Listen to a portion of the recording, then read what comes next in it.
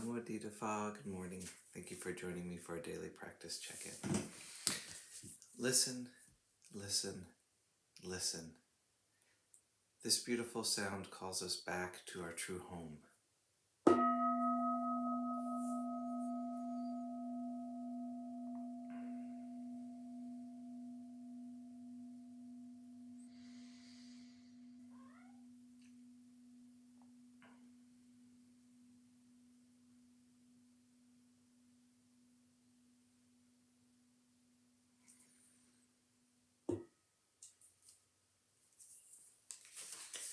The fourth mindfulness training.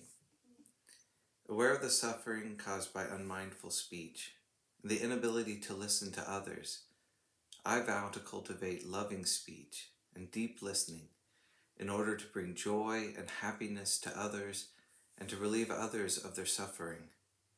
Knowing that words can create happiness or suffering, I'm determined to speak truthfully with words that inspire self-confidence, joy, and hope.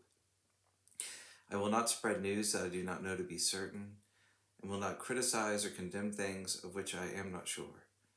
I will refrain from uttering words that can cause division or discord, or that can cause the family or the community to break. I'm determined to make all efforts to reconcile and resolve all conflicts, however small.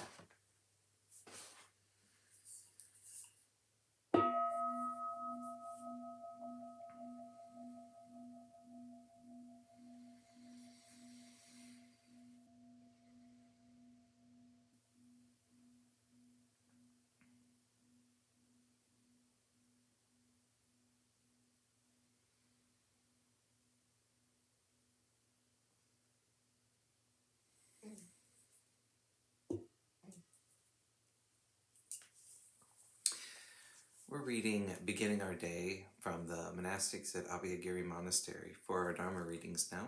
And this morning we have a selection from Ajahn Amaro called Santuti and the Meaning of Contentment. Contentment, or Santuti, is often talked about in the context of material possessions, particularly in our reflections on the four requisites of robes, alms food, lodging, and medicine. It's the quality of being content with whatever is offered, the food that's presented to us each day, whatever shelter is available to us for one night, and whatever robes and medicine are accessible to us. That's an important aspect of contentment, and a very grounding one, to have few material needs and few material possessions.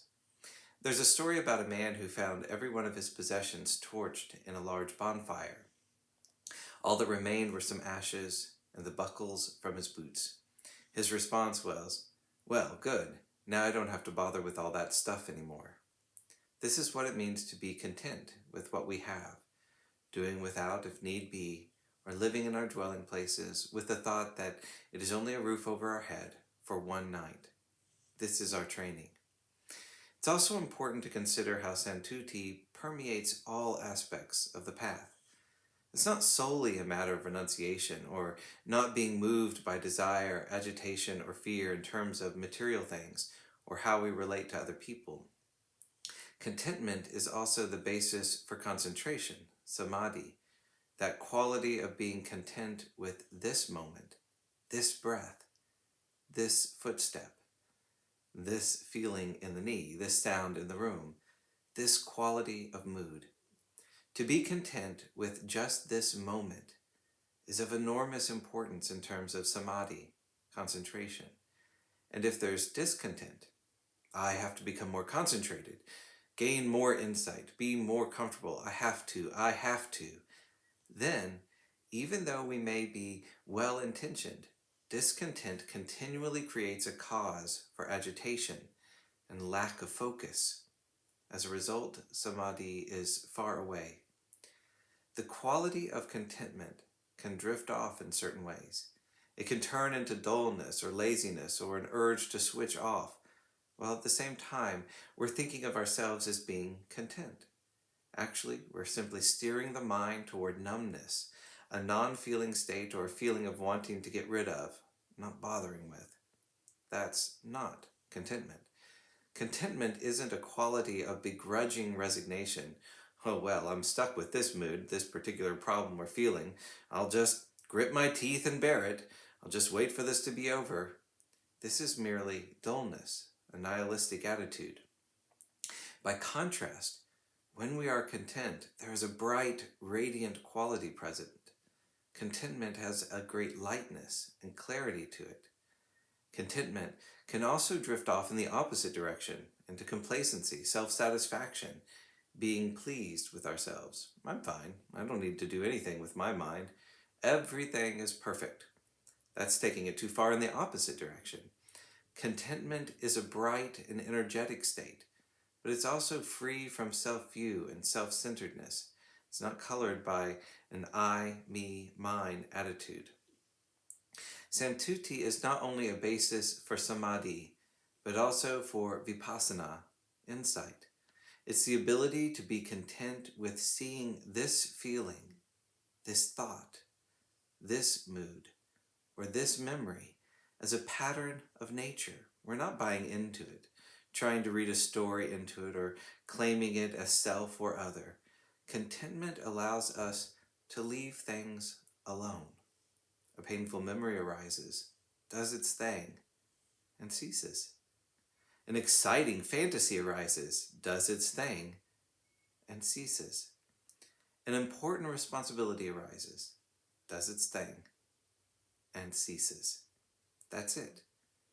This is a characteristic of contentment. We're able to leave things alone. The mental formations, the patterns of the world, we can let them be.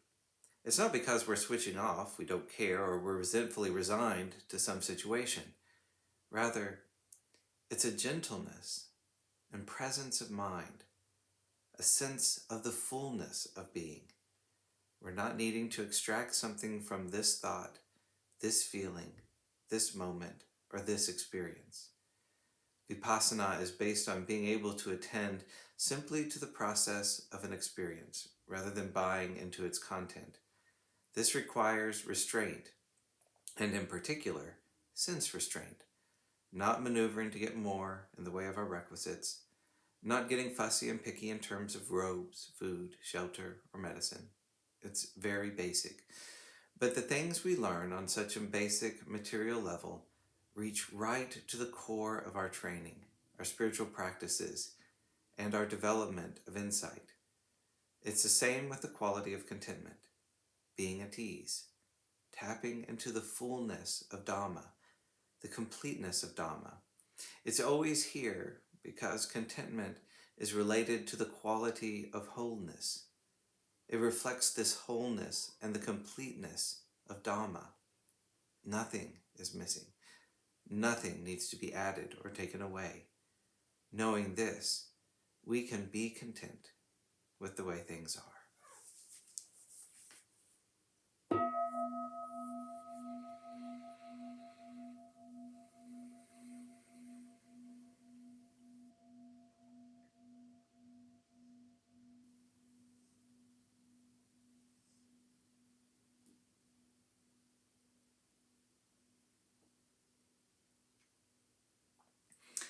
May all beings be well.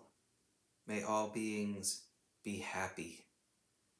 May all beings be peaceful. Sadhu, sadhu, sadhu. Thank you so much for joining me this morning.